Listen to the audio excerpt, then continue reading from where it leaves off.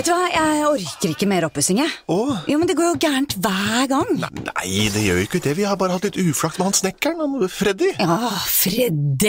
Han er jo helt kaos, da. Og så blir han ikke ferdig til avtalt tid heller. Nei, det er jo dumt. Ikke bruk Freddy. Velg Steady.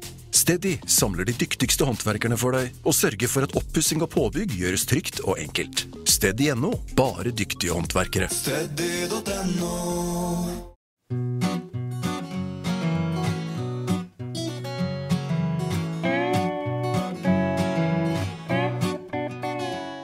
Hei og velkommen til Hagespiren podcast.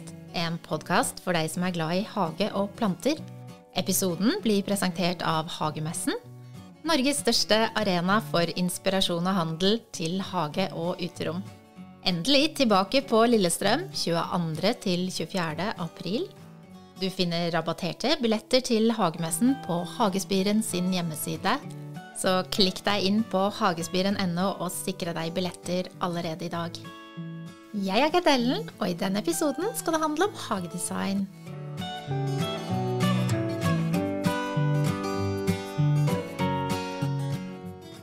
I dag er jeg så heldig å få møte Klaus Dalby. Klaus er veldig kjent fra TV og bøker og magasiner og YouTube over hele Skandinavia. Og i dag så sitter vi på Sanden Hotel i Hokksund, Klaus. Ja, det gør vi jo, fordi jeg er rundt i Norge her og holder foredrag. Det er en stor glæde. Og nu er det så det sidste foredrag her for Øvre Eiker Hagelag i dag, og så tager jeg hjem i morgen. Men så faktisk så er jeg hjemme en uge, så skal jeg herop igen, så skal jeg rundt i nogle kulturhuse. Jeg er rigtig, rigtig glad for og stolt over den interesse, der er for det, jeg laver. Det er helt sikkert på det. Veldig stor interesse for. Veldig hyggelig at du tar deg tid til flere runder i Norge da. Ja, men det er dejligt, og det er jo fantastisk, hvad de sociale medier kan. Jeg føler altid, at jeg har haft mange mennesker, der har fulgt mit arbejde her i Norge, men specielt nu også med Instagram, men flere af mine tv-programmer har jo været vist heroppe, og magasiner har været vældig flinke til at skrive om mig, men det er jo fantastisk at føle, hvor meget I følger med. Man kan også sige, der er jo ikke så mange, havepersonligheder. Det nærmeste, det er vel min gode ven Finn Schøld, Blomsterfinn. Og så har vi jo også talt om Helen Fredholm, som jeg jo sætter stor pris på, som du bor i nærheden af, som jo har en fantastisk have. Og jeg fornemmer, at der er en apropos dit navn, også en spirende interesse for have her. Det stemmer, det er det. Men du Klaus, kan ikke du bare beskrive litt grann både hvem du er og hagen din hjemme? Du har en stor hage utenfor Aarhus i Danmark. Det er rigtigt. Jo, hvem er jeg? Jamen, jeg er født i 1963-1963. Jeg har altid interesseret mig, så længe jeg kan huske, for design og for farver og for indretning. Og så for 2-6 år siden, der havde jeg en fantastisk oplevelse. Jeg skal lige forklare. Mit professionelle virke, det er jo som forlægger, som bogudgiver. Gennem snart 40 år har jeg drevet forlaget Clematis med udgivelse af børnebøger, design, arkitektur og selvfølgelig også have. Faktisk har vi gennem årene udgivet omkring 3.000 bøger. Som forlægger er man jo altid på udkig efter spændende mennesker, der kan skrive bøger, og på et tidspunkt så blev jeg opmærksom på en blomstermaler, Anne Just, der boede i det nordlige Jylland i Hune, tæt på Blokhus, som mange her fra Norge vil kende. Og jeg synes, at det så fantastisk ud, de billeder jeg så jeg kontaktede hende og spurgte, om hun ville skrive en bog. Ja, det ville Anne heldigvis gerne, og hun inviterede mig til at komme op og se haven, og jeg må sige, det var helt fantastisk for mig at komme op og se hendes helt utrolige sted. Jeg ved også, at mange her fra Norge har gæstet haven i Hune. Det skal også nævnes, at det er nu 14 år siden, at Anne gik bort, og vi blev hinandens bedste venner, og hun kom til at skrive flere bøger, men det, der blev tydeligt for mig, det var, hvordan en have kunne se ud. Hun havde jo det der sådan kreative touch og den der kreative idé, og havde arbejdet meget med havens rum, og det betog mig i den grad. Vi begyndte også at rejse til England, og der så jeg jo, hvor anderledes haver kan være. De haver, som jeg havde stiftet bekendtskab med, de haver, jeg kendte tidligere, jamen det var sådan en flad plads med noget græs og måske et par sædepladser. Haven i Hune, det har gått på TV i Norge også, så jeg tror det er mange som kender. Ja, vi lavede jo 30 udsendelser sammen, og det er klart, at Anne var stjernen, jeg var statisten, men utrolig glad for at få lov til at medvirke der. Og da Anne så gik bort, så fortsatte jeg med egne tv-programmer, jeg ved, der har været sendt herop, blandt andet Drivhusdrømme. Jeg har lavet udsendelser om julen, jeg har lavet Havedrømme og en lang række forskellige programmer. Ja. Har du haft hage hjemme hele tiden? Nej, egentlig ikke. Mine forældre boede til leje, og der var en lille have. Tidligere har jeg boet i et hus med have, men det interesserede mig ikke. Men jeg skal også lige nævne, at da jeg kontaktede Anne, der var vi lige flyttet til et nyt stort sådan gammelt hus, du kan kalde det et manor-house, hvor der var en grund på 4.000 kvadratmeter. Der var kun græs, og jeg tror, at det der med at være eller at blive havemenneske, det er sådan noget, der kommer sådan op i årene. Jeg vil så sige, at jeg var måske rimelig tidligt på den, fordi jeg var så i begyndelsen af 30'erne. Men det blev så tydeligt for mig, da jeg besøgte Anne Just, hvad jeg ville kunne skabe der i Aarhus, hvor vi lige havde købt huset, og en fantastisk beliggenhed lige op ad skoven med et lille kig ned over vandet. Det kan man jo ikke rigtig prale så meget med her i Norge, for der kan de fleste af jer jo kigge til vandet. Men en fantastisk beliggenhed viste det sig at være, og så gik jeg i gang med haven faktisk få dage efter, jeg havde besøgt Anne. Du gjorde det, ja.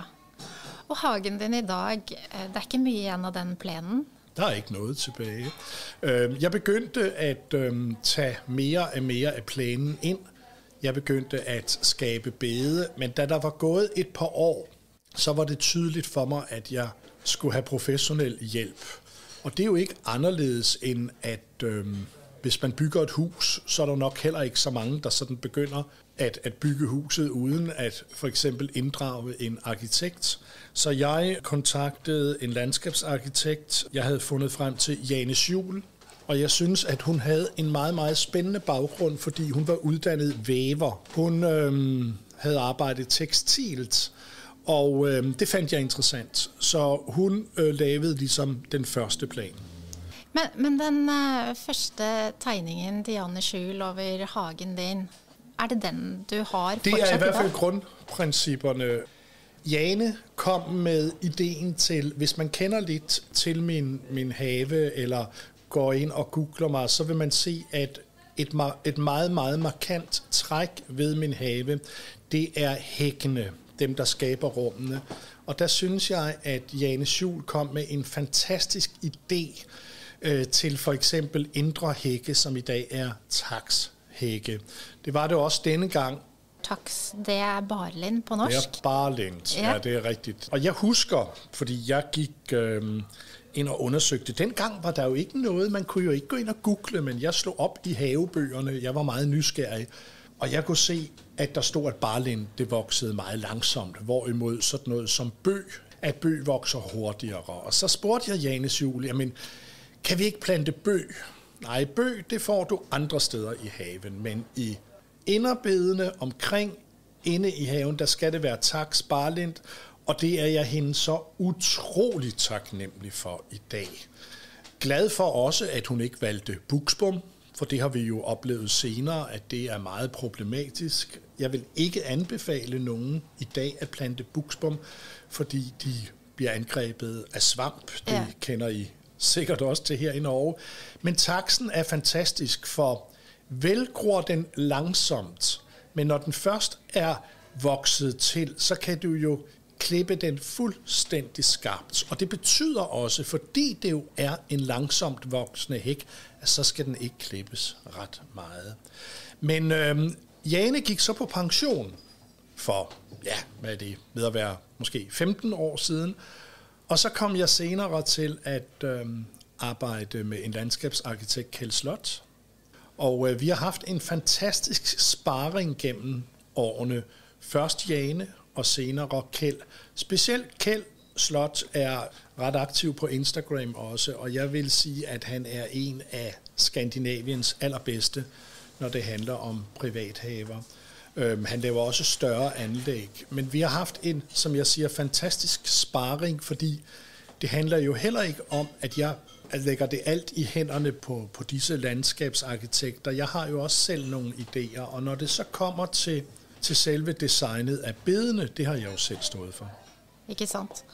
Men hvis vi tenker på lytterne nå, så er det veldig mange som kikker ut i hagen sin, og så ser de en stor åpen plen med en busk her og der og et bed inn med husveggen. Og så kikker de på Instagram, og så kikker de i havebøker, og så ser de disse flotte, innholdsrike, fine hagene, og så har de lyst til å prøve å lage noe lignende selv. Da er det greit å ha noen tanker rundt hvor man skal begynne. Det er jo bare at gå i gang. Altså det er så nemt. Da jeg startede, var der ikke noget, der hed Instagram, der var ikke noget, der hed Facebook, der var ikke noget, der hed Pinterest. Jeg vil sige, hvis man er en smule usikker, så vil jeg sige, det er rigtig godt at søge professionel hjælp. Også hvis man for eksempel flytter til en ny bolig. Måske skal den restaureres, og så er det helt naturligt, at man starter inde med huset, fordi det er der, man skal bo. Måske har man små børn, men jeg vil sige, at allerede i det stadie synes jeg, at man skal tænke på designet. Man skal tænke på indretningen. Få plantet nogle træer. Hvem ved, måske er det først om 10 år, man rigtig kommer i gang med haven. Men der har træerne fået noget statur. Få plantet nogle indre hække, der kan skabe noget rum. Men også tænke på det med niveauforskelle. Det er noget af det, jeg har jo set rigtig meget i England, og det er noget, man arbejder meget med derovre. Men jeg synes også, vi skal nævne et medie som YouTube, hvor jeg selv er aktiv. Der er så meget inspiration, der bare ligger og venter på en. Og jeg vil i hvert fald sige, at det der med at skabe rum, det er for mig så vigtigt. Jeg holder forskellige foredrag. I dag her skal jeg fortælle om selskabsplanter. Selskabsplanter handler jo om plantesammensætninger, fordi også der går jeg meget op i designet. Planternes sådan indbyrdes samspil. Jeg vil også sige, at siddepladser er også rigtig vigtige. Det kan være måske bare en enkelt stol, det kan være 2, det kan være 4, og det er heller ikke sikkert, at man kommer til at bruge alle siddepladserne, men de giver altså noget i haven. Små bygninger, det kan være eller store, det kan være et drivhus, det kan være et skur, det kan være et havehus, det kan være en pavillon. Det er noget af det, der er med til at sådan skabe et særkende. Og hvis man prøver, når man kigger på et billede, og prøver at karakterisere, hvorfor kan jeg lide det her? Prøv at kigge på billedet. Det har også noget med belægninger at gøre. Det har noget med at plante i højden. Der er så utrolig mange aspekter. Men det, der er så fantastisk ved haven, det er, jamen du kan altid flytte en plante. Du kan altid lave noget om. Det er mere problematisk, hvis du sidder derinde og tænker, vi skulle måske flytte en dør, eller vi skulle have et vindue der. Jamen så er du jo beskæftiget de næste 6 måneder. Ude har vi jo en legeplads, hvor vi kan, på dansk siger vi, man kan boltre sig. Ikke? Ja, det siger vi på norsk. Det siger man også på norsk. Ja, at man kan boltre sig, og det er jo det, der er så fantastisk i haven. Og det er også det, der er så fantastisk for mig, at komme rundt. Jeg har jo rejst rigtig meget, ikke alene i Europa, men også i USA, specielt i New England, skrevet og portrætteret haver, og jeg vil også lige nævne, at i de her dage har jeg jo en bog, der udkommer på et amerikansk forlag, Containers in the Garden. Det vil sige, den er netop publiceret i England midt marts, og så kommer den i USA midt i april. Og det handler jo om at indrette med krukker, for det er jo også noget af det, som jeg synes er rigtig spændende.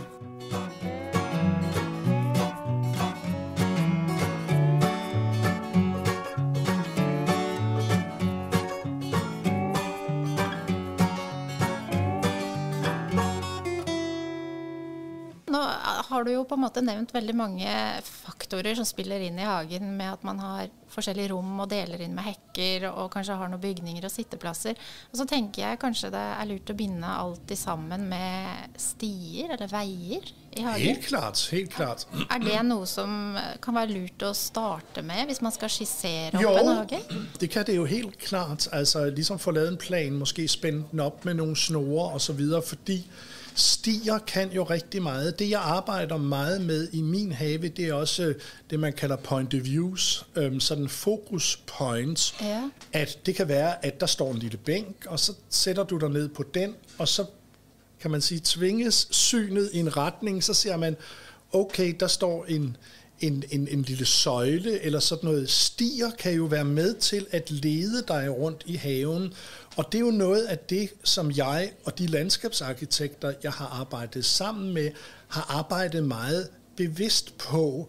Det der med, at hvis man har en græsplæne, så går du måske bare skråt ned over den, men at du kommer ud på nogle ture, du kan tale om infrastruktur. Jeg synes også personligt, at det med byplaner, det er så spændende. Altså det er noget, vi måske ikke, vi tænker ikke så meget på det, men vi tænker på, om en by er nu må jeg ikke sige rar, det ved jeg.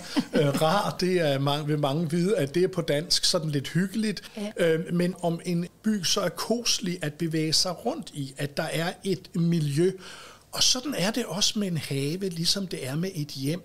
Jeg vil gerne have, at min have skal være sådan et sted, hvor folk føler sig hjemme. Ja, ikke sant. Og da må man skabe en atmosfære. Ja, og det er jo svært at sige, hvordan man gør det. Jeg skal jo lige sige, at et spørgsmål, jeg bliver stillet igen og igen, det er jo, om det er muligt at besøge min have. Og der vil jeg sige, at jeg har ikke en egentlig besøgshave. Det er jeg for privat til, og det ønsker jeg ikke. Men jeg åbner haven 3 gange om året. Midt i maj, først i juli og midt i august. Og det er for det, der hedder medlemmerne af Claus Dalbys haveklub. Der kan man melde sig ind, og har man mulighed for at komme og se haven. Der er adgang til over 200 videoer, som er optaget i haven, hvor jeg fortæller om årets gang, og der bliver hver måned publiceret nye videoer. Mange fra Norge har været medlem, og det, der har været en utrolig stor glæde, det er, når jeg går rundt og taler med folk, så har jeg endnu ikke mødt nogen. Det er måske et stort ord at sige, at folk skulle blive skuffede. Men jeg har sådan spurgt, hvad tænker I, når nu I er her? Og der har folk faktisk altid sagt, at vi havde meget store forventninger. Men det er endnu mere fantastisk i virkeligheden. Men det er jo klart også, at når vi ligesom skal have åben have, når jeg siger vi, så skal jeg jo også nævne, at jeg har 2 gartnere. Jeg har en del praktikanter også gennem sæsonen. Det er en meget pasningskrævende have.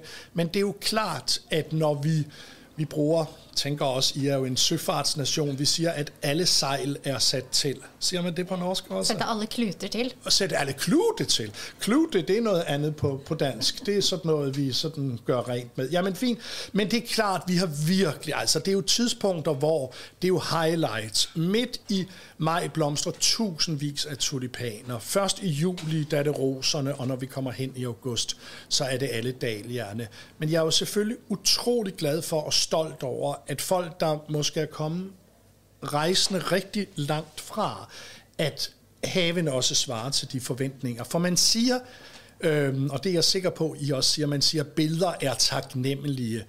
Men det er ikke helt rigtigt, fordi du ser alt på billeder. Alt bliver afsløret på billeder.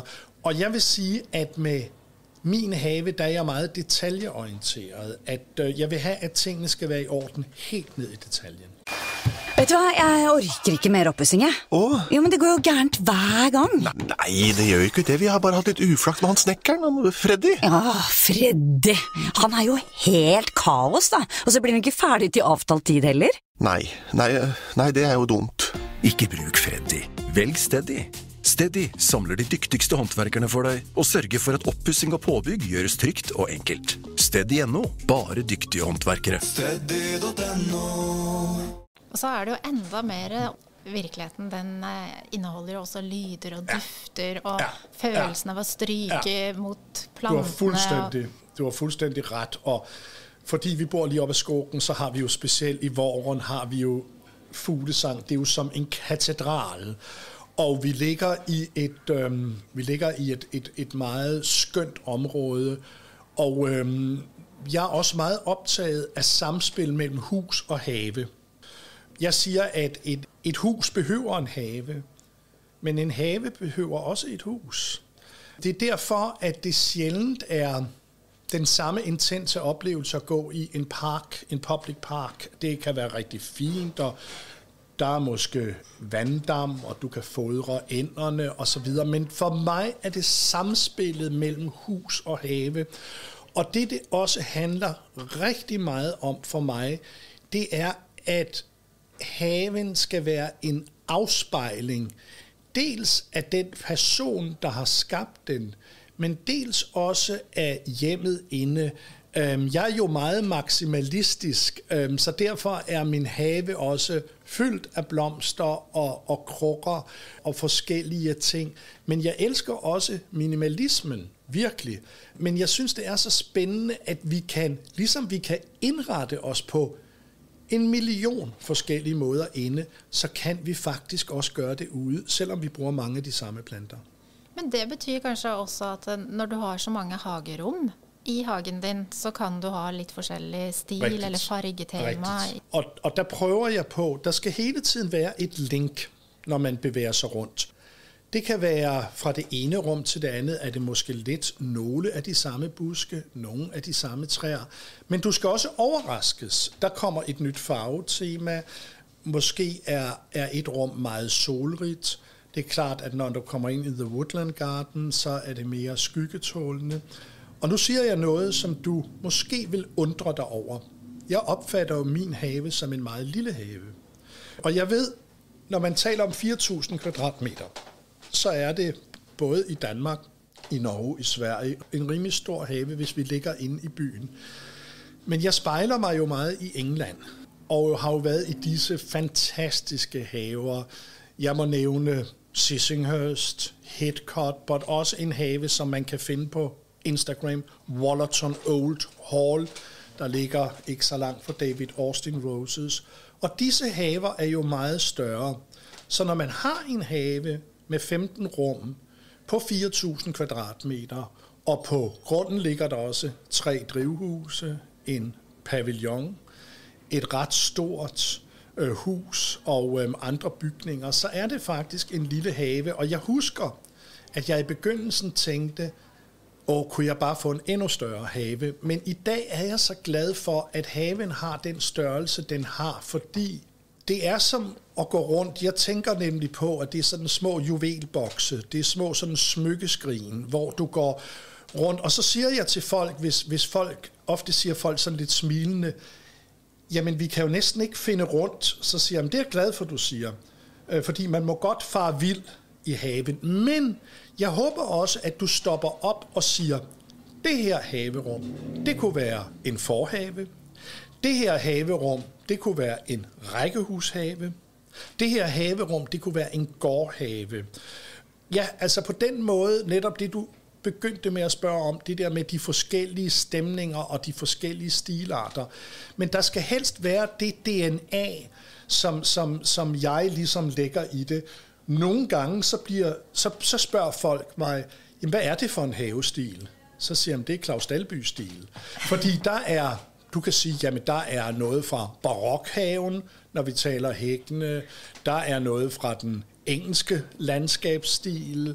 Der er mange stilarter, men så vil jeg også sige, en periode, som jeg sætter meget stor pris på, det er den periode, som man kender fra England, der hedder Arts and Craft Movement. Også fordi vort hus er fra den periode. Vort hus er bygget i 1908, og det er sådan et typisk, hvad du vil kalde arts and craft. I Danmark har vi en periode skønvirke. For eksempel skønvirke, det var Georg Jensens sølv. Det var nogen af, hvis vi også siger, der var Clara Weber, Eva Rosenstand med broderier osv. Og jeg er sikker på, at skønvirke kender man også her i Norge. Det var en forholdsvis kort periode fra omkring 1900 til 1920, måske 1925, og så går vi over i modernismen. Men arts and craft er jeg sikker på, at du har hørt om. Og det, der kendetegner arts and craft-perioden, og dermed også skønvirken, det er brug af, hvad skal vi sige, af materialer, som man har i området. At man ikke, for eksempel har jeg mange i min have brosten, og dem har vi jo kun, dem har vi fra Bornholm, fordi Bornholm er jo det eneste sted i Danmark, hvor vi ligesom har granit på den måde. Men når jeg taler om brosten i dag, så siger jeg til folk, der findes jo mange typer af brosten, og du kan også få sådan nogle fra Kina, og det er svært at definere, men de ser bare forkerte ud. Det er også derfor marmor i mange danske hjem vil se lidt forkert ud. Nu bliver jeg sådan lidt elitær, men det der med også at bruge nogle lokale materialer, det sætter jeg stor pris på. Og så sætter jeg også pris på, at tingene skal være en lille smule understated.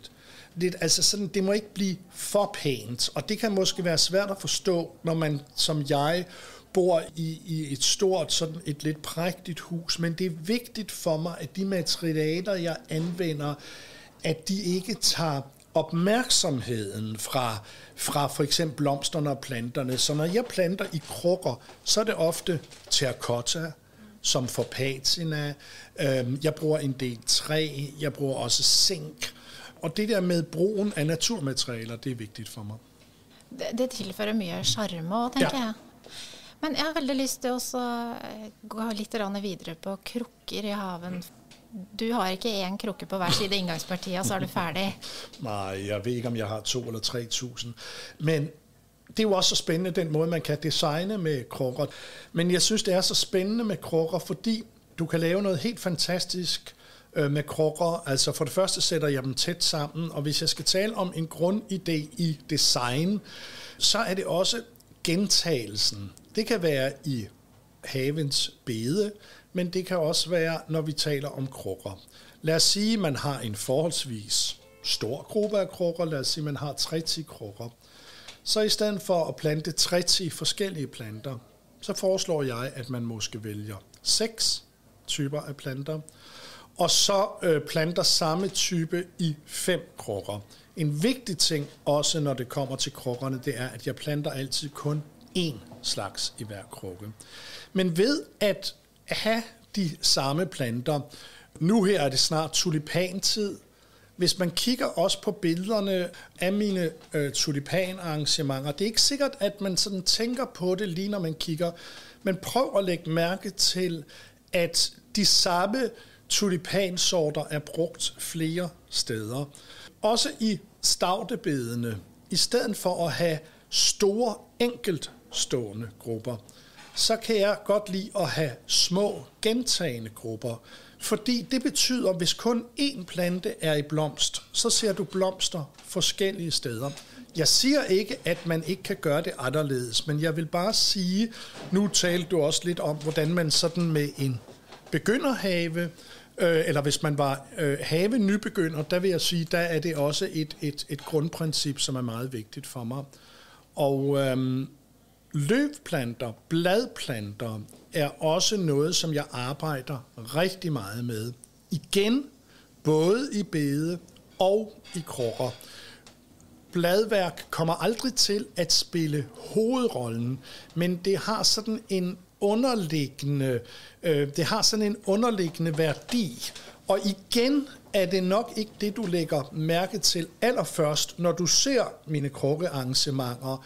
Men det er måske det, der for eksempel, altså indtil hovedindgangen, så har jeg nogle år haft lyserød og pink tulipaner sammen med højgera, alunrod.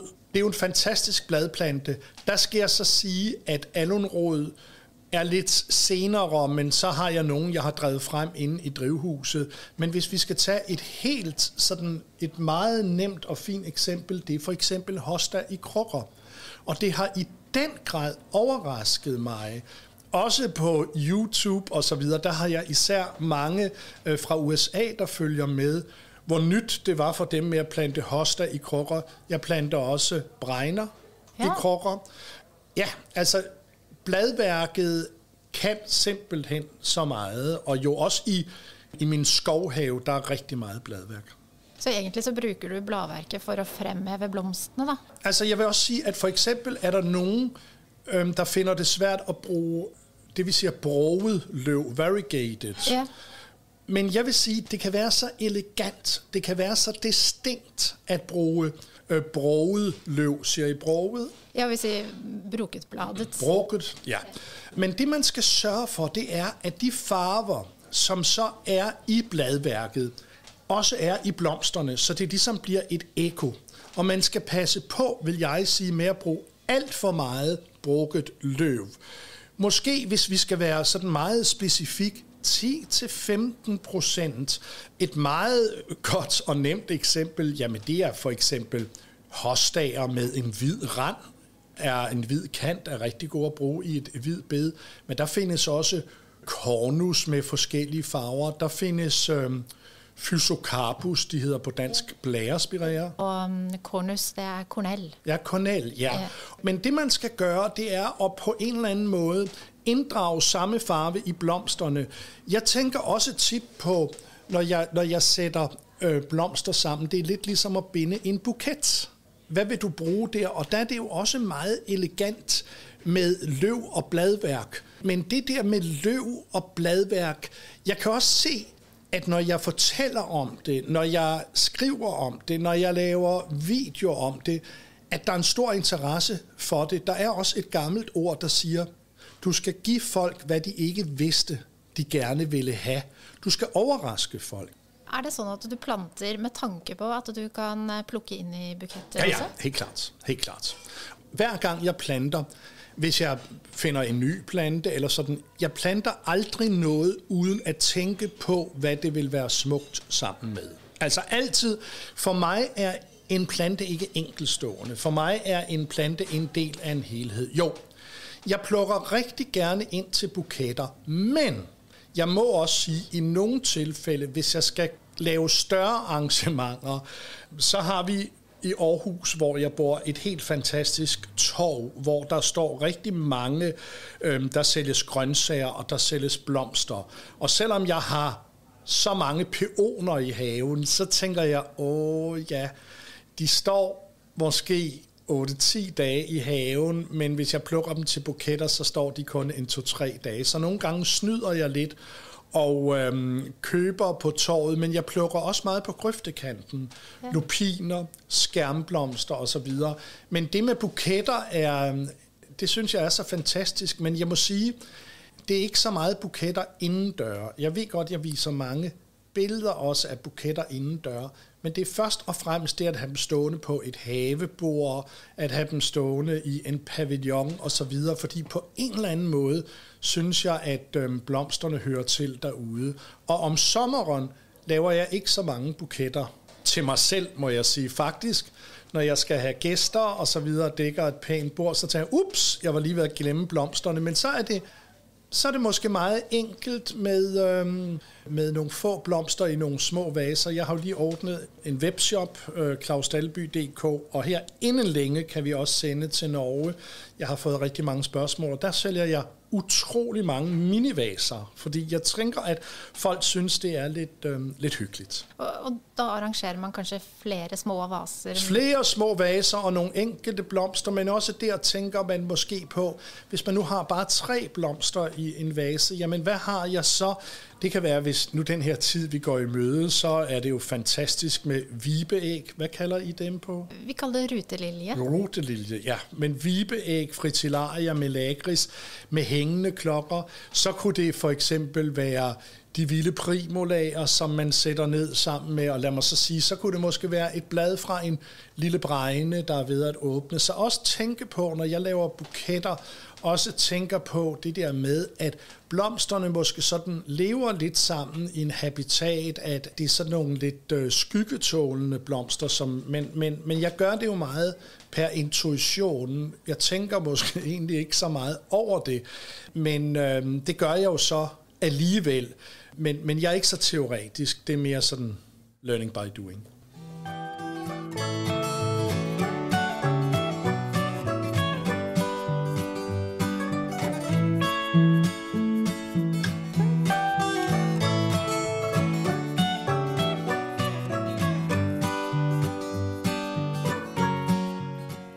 Ute i bedene i hagen, er det sånn at du blander busker og stauder og ettårige?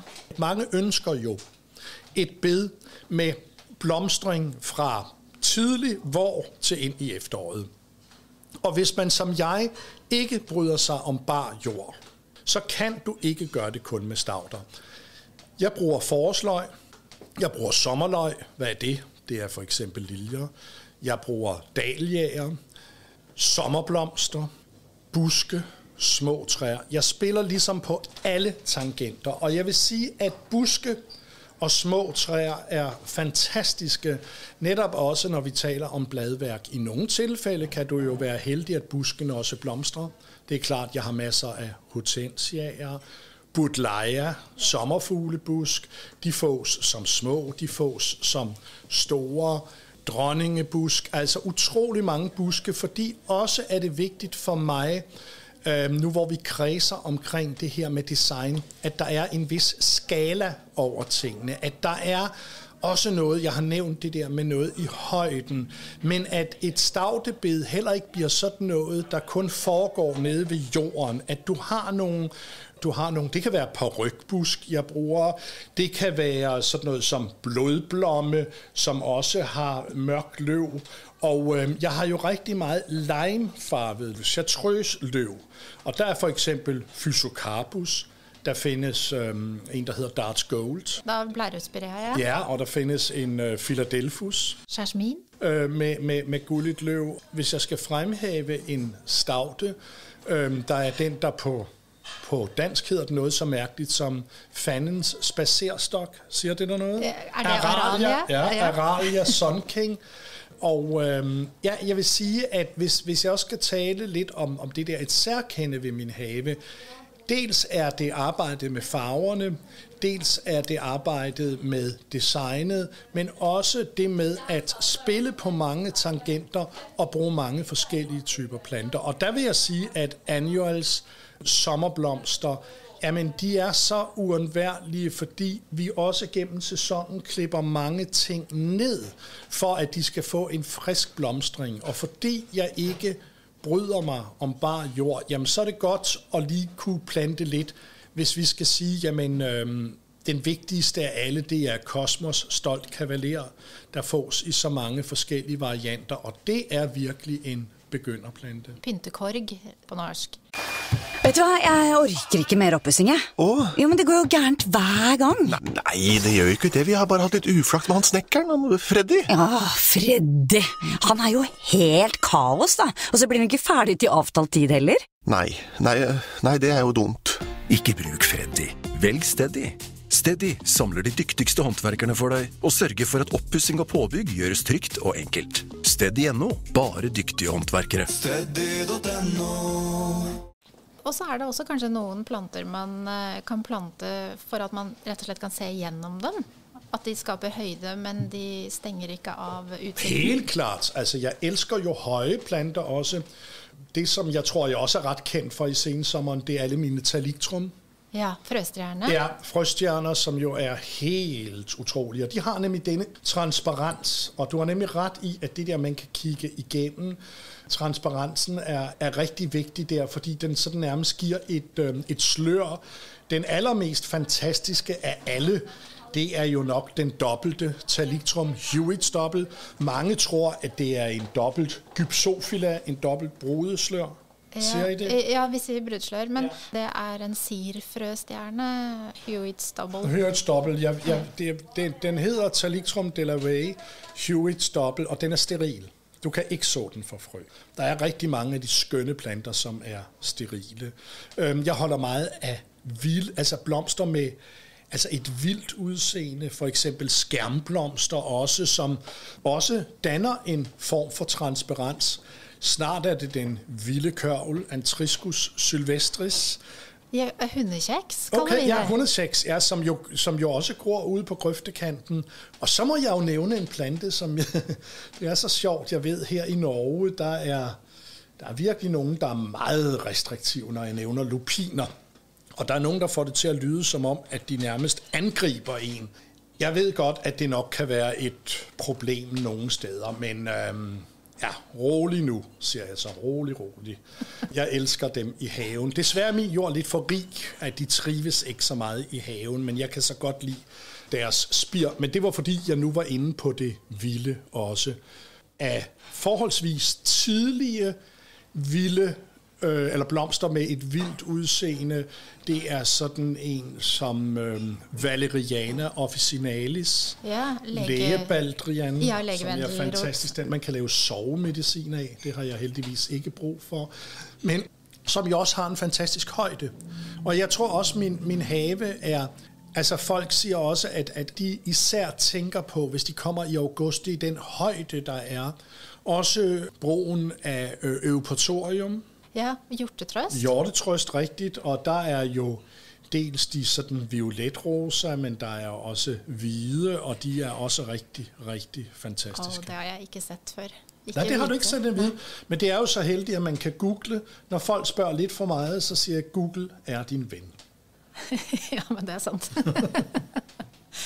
Man kan ikke sige spørg lidt for meget, men det er klart, når man som jeg på de sociale medier, jeg har i dag, hvis du lægger Facebook, Instagram og YouTube til sammen, der har jeg over 550.000 følgere. Så der kommer mange spørgsmål. Men klarer du at følge det op? Jeg prøver, men jeg har også hjælp, bliver jeg nødt til at indrømme i dag. Men jeg gør det først og fremmest, fordi jeg synes, det er så spændende at være i kontakt med folk over hele verden. Og jeg kan faktisk fortælle, at næste år, der kommer en bog, jeg har skrevet om cottagehaver, den kommer på det samme engelsk-amerikanske forlag. Og man kan jo sige, at en dansker skal skrive en bog om cottagehaver, der skal sælges i England. Det er jo nærmest som at sælge sand i Sahara. Det siger jo mye om kunskapen din og formidlingsevnen din, da. Jo tak, altså det der er vigtigt for mig i alle bøger, det er også at nævne alle planter. Men jeg synes bare, at det er vigtigt, når folk anskaffer sig mine bøger, at der er navne på alt. Og der er også den måde jeg arbejder på, det er at i billedteksterne, der er det latinske navn altid med. Det botaniske navn. Men når jeg skriver selve hovedteksten, så skriver jeg ikke så ofte de botaniske navne, fordi det kan godt gøre læsbarheden lidt svær. Men det er jo også interessant for mig at se, nu hvor jeg har været en del af det her liv i et kvart århundrede, da jeg begyndte, der var en stor modvilje mod de latinske navne, og mange mennesker troede, man var sådan lidt fint på den, når man nævnte de latinske navne. Men det er jo fantastisk, også her, hvor for eksempel du nævnte Alchemilla mollis. Den har jeg jo så lært, at den heroppe hedder mariakåbe. I Danmark, der hedder den lodden løvefod. Og hvis jeg sad og sagde til dig, synes du ikke, den er fin, lodden løvefod? Og jeg kan jo regne ud, at du nok har sagt Alchemilla mollis, og jeg har responderet på det uden at svare. Havde du sagt mariakåbe, skulle jeg lige sådan tænke mig om. Men det er jo genialt med de latinske navne. Og jeg kunne ikke forestille mig, at folk i dag har modvilje mod det, men jeg vil sige, som havenybegynder kan det være svært, men det er jo bare som at lære et nyt sprog, og det er genialt. Ja, for det er et fælles sprog over landegrænsene, veldig praktisk. Og jeg har jo også valgt på Instagram og kommunikere på engelsk, hvorimod jeg på Facebook, hvor jeg har rigtig mange skandinaviske følgere, jamen der er det på dansk. Hvis vi kunne afslutte lidt grann dette med hagedesign, så er det en ting til, jeg har lyst til at spørge om, og det er fargevalg. Man kan blande alle mulige farger, men man kan jo også enten tænke ton i ton, eller kanskje kontraster. Hvilken rolle spiller det? Altså, hvilken rolle det spiller jo alt for mig, det med farverne. Jeg siger, jeg er så farvefølsom, at hvis en person finder på at parkere en bil i en forkert farve nede ved vejen, så har jeg lyst til at gå ned og bede folk om at flytte den. Men jeg synes, det med farver, og det farver gør ved os, synes jeg er så utroligt interessant.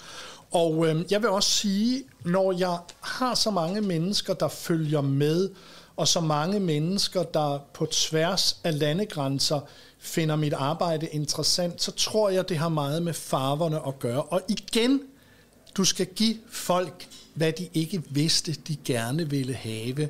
Da alle ligesom arbejdede med pastelfarver, så begyndte jeg at komponere det, jeg kalder Kenzo sammensætninger. Og Kenzo var jo en japansk modedesigner, der flyttede til Paris og skabte et brand. Kenzo gik bort for snart 2 år siden, men han skabte jo et brand på brugen af for eksempel farver som, og lyt nu godt efter, lime, orange, purple, lavendel og disse farver derimellem. Altså sådan meget kontrastfarver, og den farve, der måske er mest vigtig der, det er orange, men også limefarven. Og da jeg begyndte på det der kunne jeg se, at folk de på en eller anden måde blev overrasket. Og på et tidspunkt, så var der en ældre dame, jeg skulle ud og gå med min hund, og nogen vil vide, at uden for porten faktisk, der hvor vi bor, der har jeg hvert år sådan en stor gruppe af forårsvækster, og der stod så en ældre dame og kiggede på, og der havde jeg ligesom, det var første gang, jeg lavede det der med disse Kenzo Colors, og der stod den der pæne ældre dame og sagde, kommer du lige der, Claus Dalby? Det er sjovt, fordi jeg står og kigger på det, og så tænker jeg, de her farver, de passer jo overhovedet ikke sammen. Og så var jeg jo lige ved at blive lidt ked af det, men så lyste hun op i et stort smil, og så sagde hun, men hvor er det smukt. Og det er jo det der med farver. Det farver gør ved os.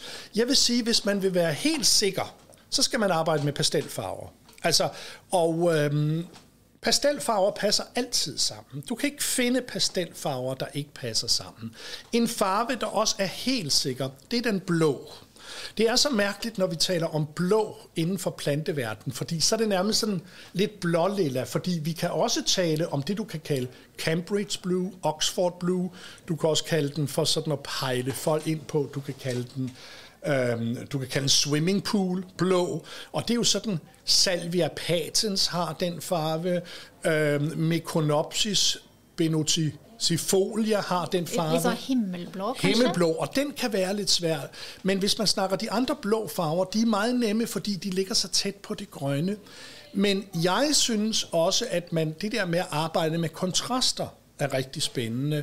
Men mit lille tip er, at hvis man arbejder med kontraster, lad os for eksempel sige gul og blålilla, så lad være med at have lige stor vægt på begge farver. Ha' måske en vægt, der hedder 1/3 til 1/4, det vil sige 30-25% af den ene farve. Og så hvor du har en modvægt på den anden.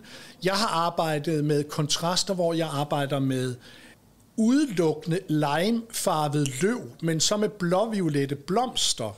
Jeg har mit flammebed, hvor jeg arbejder med rødt og orange. Og jeg er så heldig at have så stor en have, at jeg kan ligesom spille på alle tangenter. Hvis jeg afslutningsvis skal sige, jeg ved jo, at der er mange især kvinder, der ikke kan lide gult, så kalder jeg det bare limefarvet, så går det meget bedre. Så lurt. Vet du hva jeg gjorde for noen år siden, når jeg syntes det var vanskelig å plassere oransje og sånn gildt rødt, kaldt rødt og gult i bedene sammen med pastellfargene, så tenkte jeg at jeg samler alle disse på ett sted, og da fikk jeg et flammebed. Ja. Det ble kjempefint. Som du måske vil opleve, det er, hvis du vil skabe en harmoni inden for et flammebed, så skal man passe på ikke at inddrage 2 grundfarver, fordi den gule og den røde, de ligger så langt fra hinanden, så hvis du for eksempel laver et flammebed, hvor du tager gult, orange, rødt, eller du tager orange, rødt, purpur, men der er jo ingen regler. For eksempel på Sissinghurst, det som Rita Sackville-West, det bed, som hun anlagde, der hedder The Cottage Garden, der er nemlig brugt både rød, gul og orange, så der er ingen nogen regler. Jeg har bare ikke kunnet få det til at virke, hvis jeg skulle skabe en harmoni, hvis jeg så inddrog 2 grundfarver. Altså hvis jeg vil skabe kontraster, så er det klart, så tager du 2 virkelig kontrastfyldte planter, der ligger over for hinanden i farvecirklen. Men hvis jeg for eksempel vil lave et flammebed og sige, at det skal være harmonisk, så vil jeg har ikke kunnet få det til at virke ved både at bruge gul og rød, fordi det er 2 grundfarver, der ligger så, og jeg vil netop ikke, som du siger, jeg vil aldrig bruge rød og altså for eksempel rød og stærk gul. Jo, du kan godt bruge stærk gul sammen med de pastelfarver, men rød går faktisk ikke sammen med pastelfarverne. Den er utrolig vanskelig. Ja. Men så har jeg jo, for eksempel når vi snakker i mine krukker, så har jeg nogle grupper med røde farver, og der ved jeg, at mange de falder for de helt mørkerøde farver, de bourgognerøde farver. Det kan være den dahlia, der hedder Queen of Night. Det kan også være, hvis du taler... Nej, det er en tulipan, der hedder Queen of Night. Arabian Night, det var lige det navn, jeg ledte efter. Men for at få et modspil ind til alle de mørke dahlier, så har jeg brugt Bright Red sammen med. Og det samme, hvis jeg for eksempel sammensætter tulipaner, jeg er rigtig glad for de purpurfarvede tulipaner, de lilla, de violette, de mørkt auberginefarvede, men så har jeg her brugt den tulipan, der hedder Spring Green. Og hvis det handler om tulipaner, det er meget, meget svært at få mig til at nævne yndlingsplanter, fordi jeg synes, at alle planter er fine, undtagen hvilken sammenhæng de sættes ind i. Men lige præcis Spring Green tulipanen, den er så anvendelig, den kan indpasses alle steder. Jeg husker, når jeg var veldig ung, så tenkte jeg at det må jo være en veldig kjedelig tulipan, for den har jo nesten ikke farge. Den var jo liksom hvit og grønn. Ja. Men nå ser jeg jo at den er jo fantastisk fin.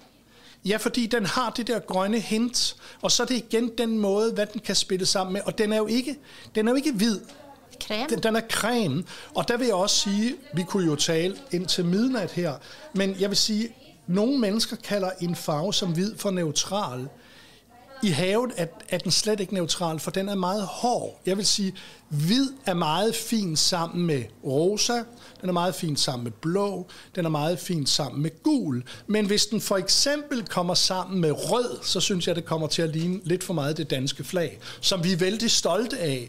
Det er ikke det, men hvidt og rødt, det bliver så meget crashet. Men igen er det jo bare den måde, jeg arbejder på. Og så er det jo på en måte varme og kalde udgaver av både gult og rødt for eksempel også. Altså en rødt kan tone mot blått, det kan tone mot du gult. Kan jo for du kan, men gul kan jo, altså hvis du hele tiden, altså det er jo sjældent, at en farve altså ligger meget skarpt. Når jeg bruger de gule, men så vil man se, der arbejder jeg meget med de cremegule, de måneskinsgule og de koldt gule. Det der er desværre, det er den varmt gule. Hvis du tænker på en kold gul, det er jo en citron. En varm gul, det er næsten en appelsin, men derfor går en varm gul, den går godt sammen med orange, men det er jo klart, der er jo helt... En rød er ikke bare en rød. En rød, som i det danske flag, det er den farve, vi i rigtig mange år har kaldt postkasserød.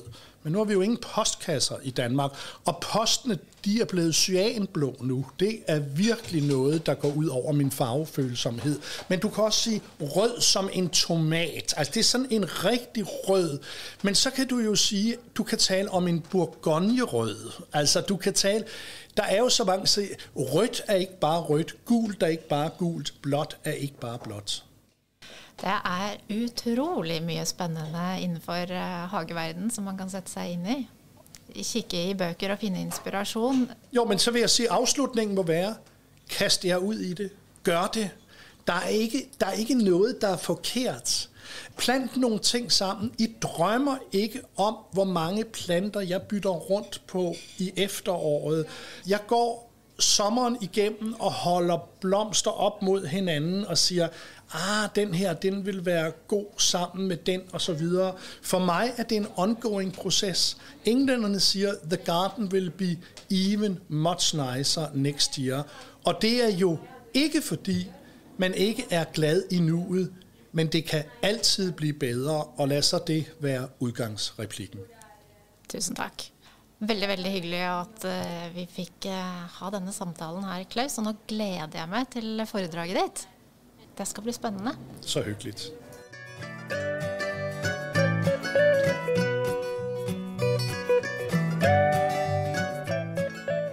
Takk for at du lyttet til Hagespiren podcast. Hvis du likte det du hørte, så gi gjerne en god rating og del episoden på sosiale medier. Denne episoden ble presentert av Hagemessen.